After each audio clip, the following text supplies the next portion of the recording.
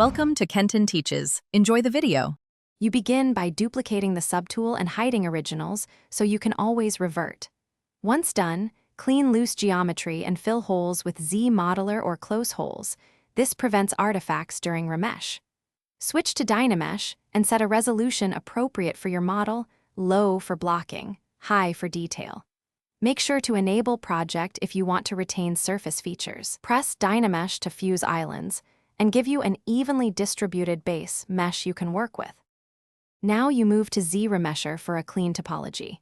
You should set a target polygon count or use adaptive size to preserve silhouette, lower numbers for topology, higher for sculpting.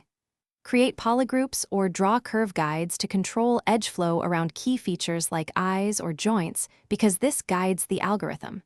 Hit Z-Remesher, then inspect the mesh. Make sure to subdivide and use project to transfer fine details back onto the new topology without losing the form used. To finish, set a morph target before remeshing so you can project all and pull back surface details cleanly.